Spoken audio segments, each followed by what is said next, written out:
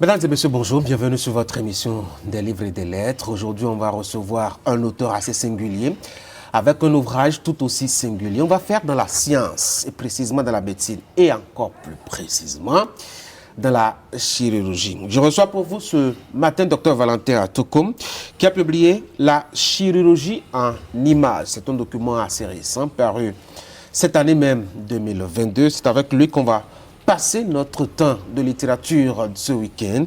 Il est donc avec nous, docteur Atokom, bonjour. Bonjour, monsieur le journaliste. Bienvenue sur mon plateau. Merci. Merci aussi d'avoir accepté mon invitation. Merci. Et d'échanger quelques mots avec moi autour de cet ouvrage-là, La chirurgie en images. Faut-il dire, votre ouvrage est marqué par deux choses majeures. Il y a l'écriture, les explications, puis surtout les images, les illustrations. C'est un ouvrage, faut-il dire, essentiellement pédagogique. Vous êtes pratiquement, après 30 ans d'exercice, je dois dire, de votre profession, pourquoi avez-vous choisi de faire cette option, de mettre en image, en explication, tout ce que vous aviez vécu pendant votre carrière? Merci, monsieur le journaliste. Vraiment, c'est un honneur pour nous que nous soyons sur votre plateau ce matin. Merci. Pour expliquer le pourquoi ce document. Oui. Comme vous le savez, depuis une trentaine d'années, nous sommes alors dans ce métier chirurgical. Oui. On a été formé entièrement au Bénin et une partie en France.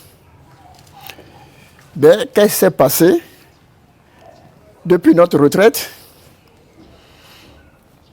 il y a de cela des années, nous avons été quand même sollicités au niveau de la Donga, à l'hôpital départemental de Djougou, Oui. pour quand même venir porter main forte à la population. Il faut le dire, c'est le plus grand hôpital du département. De la Donga, qui regroupe Ouaké, Djougou, Kopargo, Basila. Nous avons l'honneur également de recevoir les étudiants de 7e année de médecine de Parakou. Ils viennent à leur stage chez nous. Okay. Donc, au cours des staffs, des visites, à travers nos explications, les étudiants nous demandent, mais papa, vous nous expliquez les pathologies et on comprend plus aisément par rapport aux cours théoriques que nous recevons. Je dis, c'est tout à fait normal. Là-bas, ça fait quand même une trentaine de pratiques à votre niveau. Oui. Je dis, là-bas, c'est la théorie. Mais ici, vous êtes avec la pratique. Donc, vous voyez ce qu'on explique, vous le voyez, soit dans la salle d'hospitalisation ou au bloc opératoire. Et ces étudiants nous ont suscité, ils disent, mais papa, écrivez quelque chose. Vous n'avez pas à nous dire ça là est parti sans trace. Sinon, ce serait une bibliothèque qui meurt. Qui va brûler. Qui va brûler. Et c'est ainsi qu'un soir, j'ai réfléchi. Je prends mon stylo. Je commence à gribouiller des choses. Et je les appelle le soir pour dire, bon, venez, on va saisir quelque chose. Et je vous jure qu'au bout d'un an, nous avons pu réaliser cet ouvrage. Donc c'est progressivement que l'ouvrage là est né. Mais ce qui est curieux aussi, c'est comment vous avez pu rassembler les images les plus illustratives. Faut-il dire, j'ai été dans l'antichambre de cet ouvrage, j'ai vu quand même beaucoup d'illustrations que vous aviez, mais surtout à partir de votre téléphone portable. Bien sûr, oui. Bien sûr. Parce que il faut avoir une banque des données. Et la banque des données, c'est mon portable. Au cours des interventions, il y a des images illustratives. C'est ça qui permettra à la population, à chaque individu de se connaître. Parce que jusqu'à ce jour, les gens se doutent encore parfois de la chirurgie. La chirurgie fait peur. Dès qu'on dit on va opérer quelqu'un, c'est la mort. C'est pour leur montrer que tout est possible aujourd'hui. On va parler de cette perception-là de la chirurgie chez la population. Mais comprenons déjà. Alors, c'est un essai sur la profession de chirurgien qui s'adresse à deux catégories de personnes. D'abord, vos étudiants qui vous ont inspiré. Ben, si eux, ils sont déjà, je dois dire, au quotidien, au contact de la chose, pourquoi vous pensez qu'un livre serait utile encore pour eux? Oui, le livre serait utile parce que d'abord pour les étudiants, parce qu'aujourd'hui maintenant, quand tu vas prendre, tu vas dire, c'est quoi une appendicite? Il va commencer à se remémorer pour aller voir ses cours antérieurs. Cette définition antérieure qu'il a eu déjà depuis la 2e, 3e année. Et maintenant, il est en 7e année maintenant pour faire sa thèse de doctorat en médecine. Vous voyez que c'est lointain.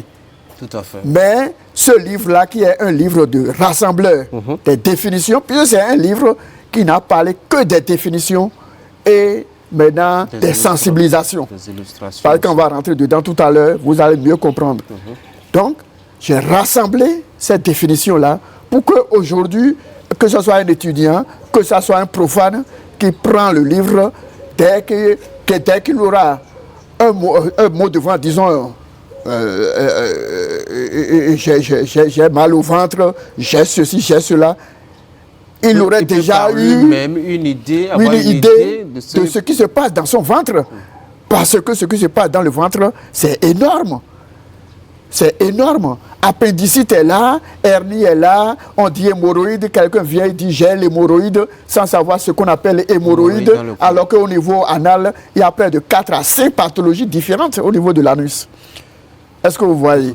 Donc, il y a, vous allez voir dedans, c'est quoi un panari, c'est quoi une fracture, c'est quoi une pseudarthrose. Les gens sont oubliés toute cette définition. Vous êtes en train d'ouvrir justement le métier de chirurgien aux populations comme ça, afin voilà. qu'elles puissent savoir, pour que les gens puissent se connaître. Oui, mais les images que vous utilisez, elles sont très agressives. Enfin, pour vous, c'est peut-être pas aussi agressif que ça, parce que vous êtes habitué, etc. Mais là, quand on voit de la chair coupée, du sang qui coule, des organes à découvert, etc., est-ce que vous ne pensez pas que vous faites beaucoup plus de mal à la population qui n'est pas initiée à la chirurgie que du bien? Et c'est le moment où la première doit s'initier.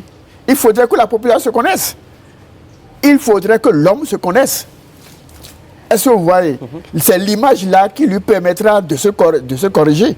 C'est l'image-là qui va lui permettre de se corriger. Si je prends l'exemple des gens qui sont malades, on leur dit prenez un peu la bouillie, mangez un peu avant de prendre les médicaments. On dit non, je n'ai pas envie de manger, je n'ai pas l'appétit.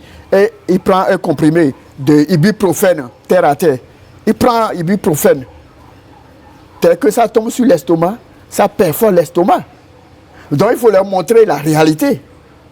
Quand ils vont voir la réalité, ils sauront que, attention, désormais, je dois manger quelque chose avant de prendre un médicament. C'est capital. Ou quelqu'un qui fait, qui a une hernie étranglée.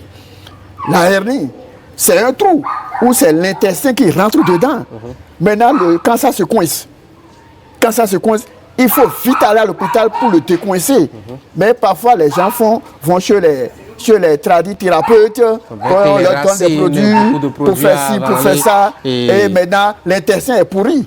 Donc, quand il va voir l'image, désormais dans la famille, dès que l'image va pas, on dira il faut vite courir pour aller à l'hôpital. Ce n'est que document de sensibilisation. Mais docteur, on sait que les populations sont à majorité analphabètes. Et c'est écrit avec des illustrations. Est-ce que vous ne pensez pas que la simple image, la seule image ne va pas être suffisante pour leur permettre d'accéder, de comprendre justement le phénomène qui se produit dans leur organe, dans leur corps? Oui. C'est ça que je viens de dire, il faut une sensibilisation. Et il faudrait quand même qu'on implique les autorités, les maires, les CA, les chefs quartiers. Il faudrait que les gens comprennent. Pourquoi pas aussi dans les cultes, au niveau des églises, au niveau des mosquées. Il faudrait qu'on leur explique la situation de leur corps. Alors on a ouï dire, et c'est d'ailleurs ça qui fait que beaucoup hésitent à aller voir les chirurgiens béninois, et les médecins en général, si vous voulez. On a ouï dire que la formation est beaucoup plus théorique, vous l'aviez évoqué même tout à l'heure, beaucoup plus théorique que pratique. Du coup, aller se faire opérer par un chirurgien dans les hôpitaux mal équipés au Bénin, ça fait beaucoup peur aux gens déjà. Est-ce que fondamentalement, ce n'est pas la façon dont vous faites les choses qui font que les populations ont peur de vous? Non, je ne pense pas. Hein. Je ne pense pas dire que les hôpitaux sont mal équipés. Je ne pense pas. Le minimum existe. Aujourd'hui, dans les hôpitaux, pour faire les opérations? Oui, l'État a fait des efforts énormes Moi, je suis dans le système. Ok. Nous avons vécu dans le système jusqu'à aller à la retraite. Et je me rappelle, en son temps, le gouvernement passé avait investi près de 5 milliards pour l'équipement des hôpitaux. Je faisais partie de cette équipe-là. Donc, dire que les hôpitaux ne sont pas équipés, ça, je pense que peut-être à la pointe, on n'est pas encore au top niveau comme en Europe, on ne peut pas se comparer. En Europe, on ne peut pas se comparer. Mais aujourd'hui, quand même, moi, en tant que Béninois, en tant que chirurgien, je suis fier de travailler chez moi parce que je ne vois pas encore quelle opération qu'un chirurgien ne peut pas pratiquer maintenant sur le terrain. Parce qu'on dispose du minimum. Moi, je peux opérer de la tête parce que je suis un chirurgien généraliste. Je suis un chirurgien généraliste. Ah, vous pouvez opérer la tête? Je ne peux pas opérer la tête. Si ça ne va pas, quelqu'un qui tombe... Avec notre plateau technique. Avec notre plateau technique, quelqu'un qui tombe, par exemple, qui fait un traumatisme crânien, Oui. et il y a du sang, et on fait la radio, et on voit la localisation, on peut faire une trépanation. Tout chirurgien peut faire une trépanation. Une trépanation, il suffit de percer quelque part. Vous voyez que le sang est vidé. Dès que le sang est vidé, le malade sort de son coma. Okay. Ça se fait au Bénin. Okay. La trépanation, tout chirurgien peut faire une trépanation. Et pourquoi les populations ont peur de vous alors? Bon, parce qu'on a dit la chirurgie. Parce que dès qu'on dit la chirurgie, qu'on veut opérer, je pense que les gens voient déjà la mort. La famille panique. Ça crée maintenant une désolation totale au sein de cette famille. Donc, c'est de l'essentiel parce qu'ils n'ont pas une information. Oui, mais est-ce que vous-même, vous n'êtes pas resté un peu trop cadré aussi sur votre métier?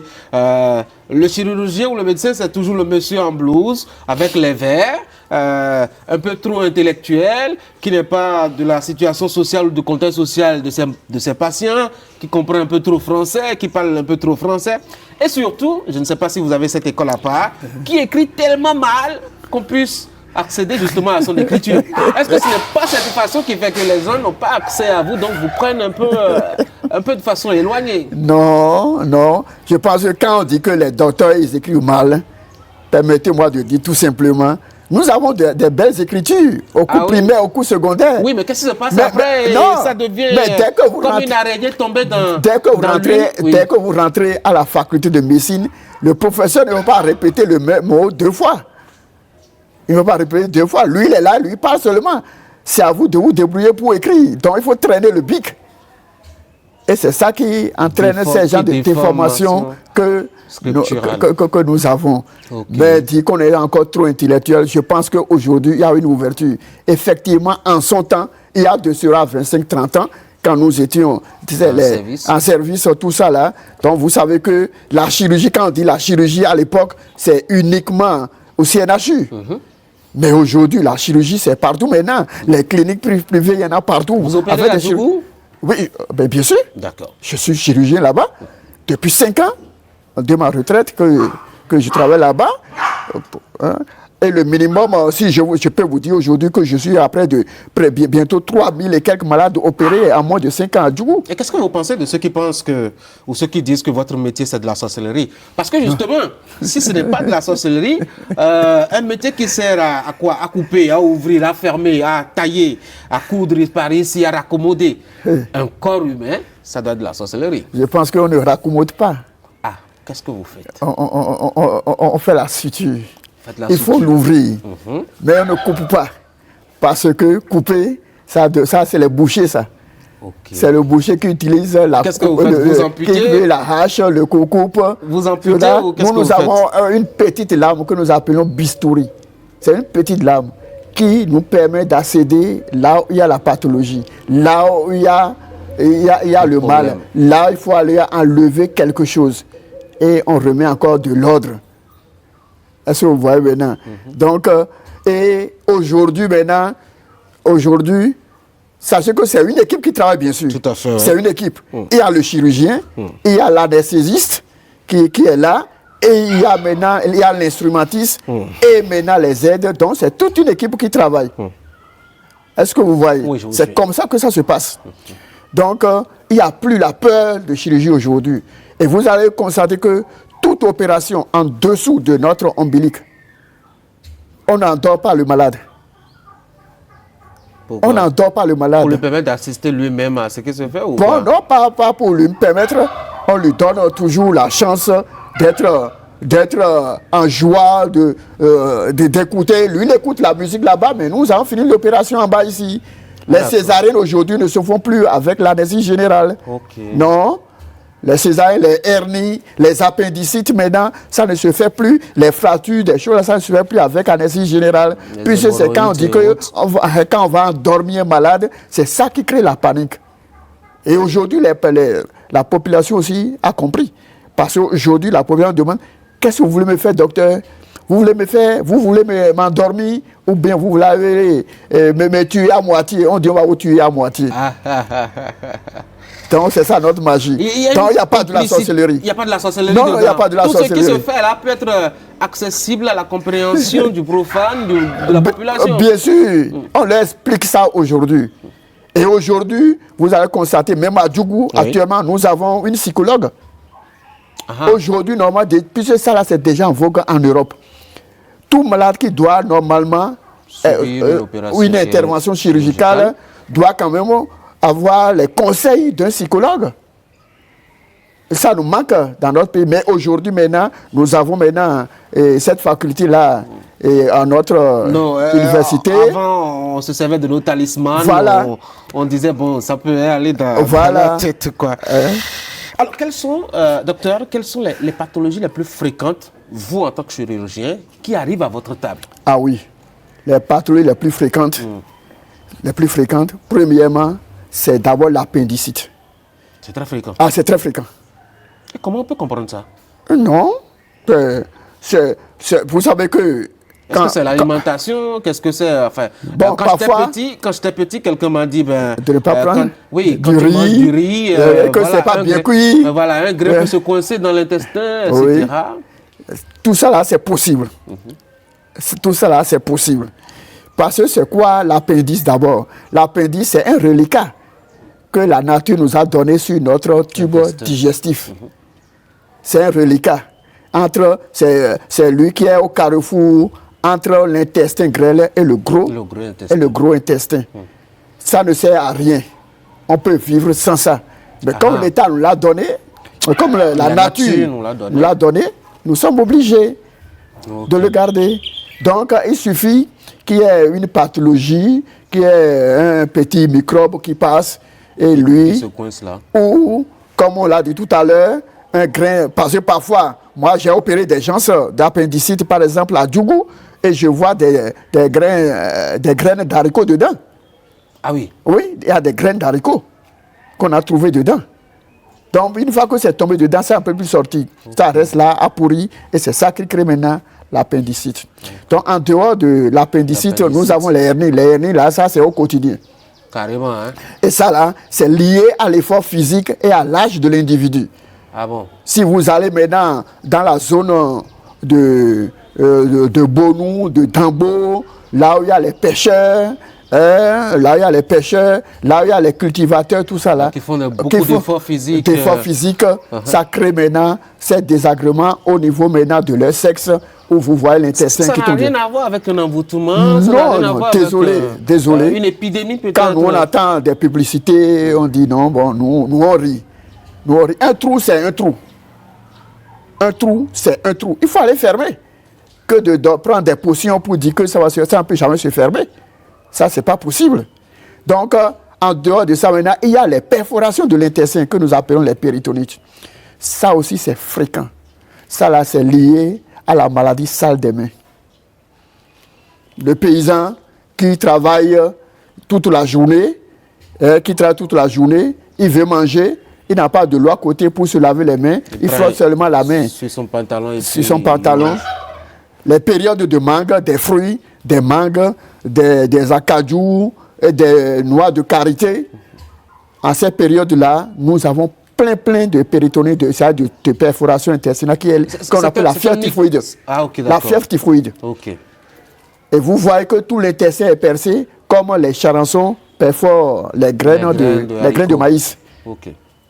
Est-ce que vous voyez? Oui. Donc, il y a ces trois-là en chirurgie. Alors, quand ça se fait comme ça, comment vous traitez le patient? Il a un délai pour venir vous voir ou bien comment ça se fait? Voilà. Et c'est ça le drame en Afrique. Le drame en Afrique et au Bénin en particulier. Quelqu'un, il a les maux de ventre. Au lieu de venir à l'hôpital rapidement, Il veut prendre, de commencer maintenant le traitement, il veut prendre on va son d'abord petit alcool avec les racines. Avec les racines, il faut aller voir un guérisseur. Ou bien la poudre noire. La poudre noire. À côté pour... C'est ça qui aggrave la situation. De telle façon que, moi, à l'heure où je vous parle maintenant, j'ai beaucoup de patients là-bas qui ont ces perforations et dès que vous ouvrez, vous voyez que vous ne pouvez plus coller. Que nous appelons anastomose. Vous ne pouvez plus coller. On est obligé de fermer d'abord l'anus, de laisser l'anus au repos pendant 3 mois et de venir leur donner un autre anus au côté du ventre. Sur le flanc. Sur le flanc. On lui donne un autre anus là. Et c'est par là qu'il va commencer à manger, c'est-à-dire qu'il va commencer à reprendre sa force, qu'il faut redonner le tonus maintenant à l'intestin. Et c'est 3 mois après que... L'intestin un peu se ressource. En ce moment-là, on peut aller faire notre tip-top. C'est vrai que quand on était petit, on disait pour les fièvres typhoïdes, il ne faut pas aller se faire vacciner ou il ne faut pas prendre de sérum parce que ça pourrait faire des complications. Je crois que ça, c'est des conceptions sociologiques diverses. Bien sûr. Après, ces 3 pathologies, il y a quoi d'autre? Une dernière, par exemple, qui sont fréquentes sur votre table. Il y a aussi ce que nous appelons les thromboses hémorroïdaires. Les thromboses hémorroïdaires. Quand les gens disent j'ai l'hémorroïde, l'hémorroïde n'est pas une maladie. L'hémorroïde, c'est l'échange du sang au niveau de l'anus. C'est le sang qui a circulé au niveau de l'intestin pour aller apporter l'oxygène, pour aller porter l'oxygène, puis pour aller porter l'oxygène, ça revient maintenant au niveau de la marge anale là, pour renvoyer vers le cœur. C'est ça qu'on appelle, on appelle la veine hémorroïdaire. Donc, ce n'est pas une maladie. L'hémorroïde qui devient maladie, c'est l'hémorroïde où, quand au cours de l'échange, le sang ne circule plus. Ça se transforme maintenant en caillot. Ça se transforme en caillot. Le patient ne peut plus s'asseoir. Quand il s'assied, il crie, il a très mal. Donc il faut vite aller opérer et enlever le caillot et il est sauvé. Donc voilà les pathologies que nous avons le plus souvent. Donc on appelle thrombose hémorroïdaire. Qu'est-ce qui peut amener ça souvent Le plus souvent, c'est ceux qui s'asseyent durant toute une journée. La position statique. La position statique, on ne bouge plus, on est tout le temps assis, et on est dans les chambres froides, etc. Donc c'est ça qui crée, on dit non, on a mis des choses sur ma chaise alors que c'est faux.